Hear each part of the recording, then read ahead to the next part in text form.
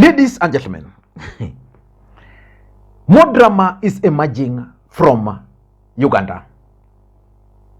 For those who follow politics in this country, earlier this week, Museveni caused a huge storm in the country by suggesting that his troops can actually take control of Nairobi and capture it in 2 weeks.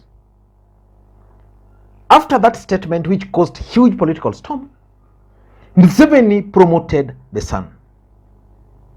And I've done comprehensive analysis about those two incidences. Then yesterday, Museveni apologized to William Samoei Arap Ruto. And again, he has invited William Ruto to Uganda on Sunday. But as those are happening, something very interesting also took place yesterday. David Sejusa, who is a Ugandan lawyer, a military officer, and a politician, linked Muhozi's threats to Kenya to some unpaid election bribes in Kenya.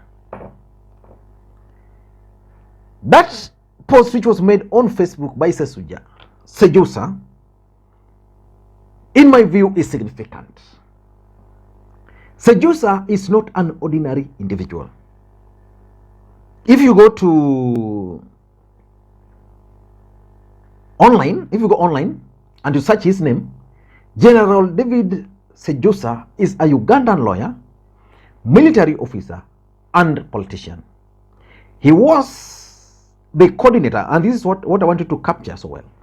He was the coordinator of intelligence services and a senior presidential advisor to President Yoweri Museveni.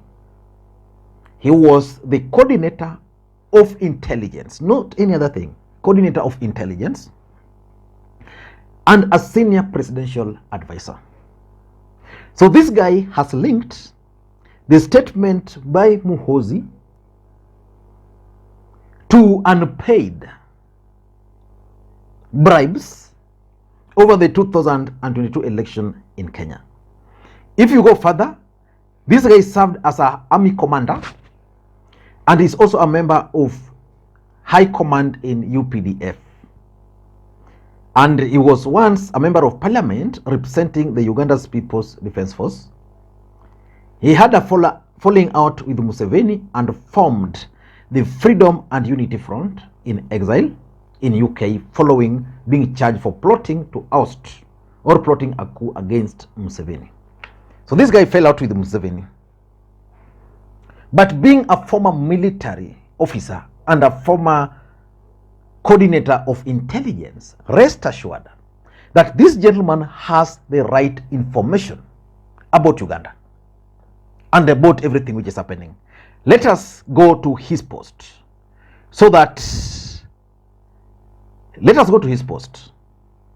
I'm just getting it so that you can understand what you are talking about, because I want us to look at that particular post which he made on Facebook.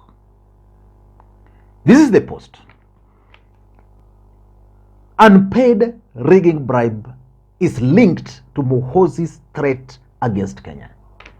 He's saying, let the world know that the just ended general election in Kenya were rigged by NRM, Museveni Muhozi military junta. This was made easily possible with the assistance of the elections technology company, Smartmatics, which was responsible for the botched election in Uganda just 1 year prior. So I'm also gathering that Smartmatics, which selected the president for the Republic of Kenya, also conducted an election in Uganda. And I remember so well Robert Alai once posted something to this effect long ago. In fact, Uhuru Kenyatta and Raila Odinga should be caned for sleeping on intelligence which they were receiving. I also remember Junet Mohammed addressing a press at one point and suggesting that there were plans to sneak ballot papers from Uganda. And indeed, on the elections day, several vehicles from Uganda were spotted in several parts of this country transporting ballot papers, and is continuing. Millions of cash was promised to individuals participating in the Kampala-based rigging apparatus by the beneficiary of the Smartmatics election rigging frenzy in Kenya. After disagreement over how to divide the loot, the investor withdrew and ceased responding to the frantic calls of UPDF revenue vultures. Now, when you talk of investor, what comes to your mind? For me, what comes to my mind is the investment which William Ruto was supposed to initiate in Uganda, where he took the Turkish investor, Aaron Ayadin, and the government stopped that. So I tend to think that the government failed up to that particular stage. So for me, that's actually where President Uhuru Kenyatta and Raila Odinga failed, and it continues.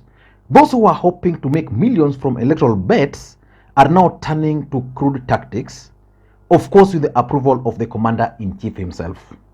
This briefly explains Muhozi's recent mysterious war with the Kenyans on Twitter, and the Kenyan government silence confirms it. Now, I want us to look at that statement by by David Sejusa, who is a lawyer. The fact that he's a lawyer means he understands the implication of whatever he posted. Being a military officer in Uganda means he understands the operations in Uganda, and being a former commander or coordinator of intelligence and a former advisor to Yoweri Museveni means this gentleman has information around the old schemes. Before we do that, for those who are watching this channel for the first time, please take a second or two, click that subscribe button so that next time we produce a video like this, YouTube will automatically notify you. And to the subscribers, I want to continue thanking you guys for your continued support, because without that support, this channel cannot be where it is now. Let us get back to the main issue. This gentleman has mentioned important things in this particular post. The first thing he mentioned is the involvement of Uganda in rigging schemes in Kenya. He also mentioned Smartmatics. This guy also mentioned the bribe which was promised, and this guy also mentioned Muhozi's involvement, especially the latest statement. But what do you think really took place, or what can you interpret, what can you get from this particular post? For me, I get 3 or 4 things. Number one, Uganda's involvement in the 2022 elections in Kenya, especially the rigging schemes. As a matter of fact, it was expected that Uganda was going to participate in this election, but not to the advantage of Raila Odinga. So whether they aided the rigging is something which we can't tell. But let me jog your memory through this particular video, which was actually circulated way before the election.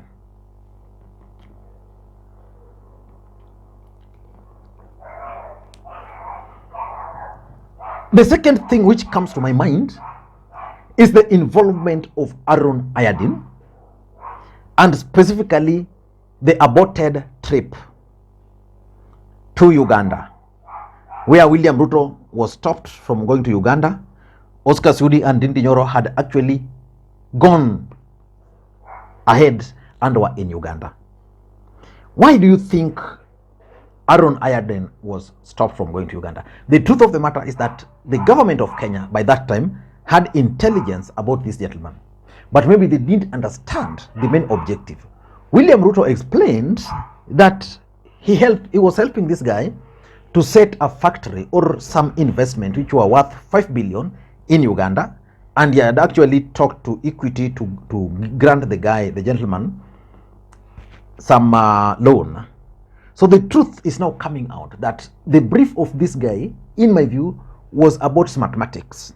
He was going to be, maybe it was the link between this mathematic and the Ugandans, if indeed what Sejosa is suggesting is true. And that explains why Aaron Ayadin was actually invited to come and witness the swearing in ceremony of William Ruto. It was a job well done. The third thing which I also want to try and talk about on this particular matter is Yoweri Museveni's apology. Why is Yoweri Museveni apologizing when the Ministry of Foreign Affairs in Uganda had indicated that their country does not speak or respond to issues raised through social media? Why is Museveni apologizing? If you read Sejosa's post, then you get your answer. Sejosa is suggesting that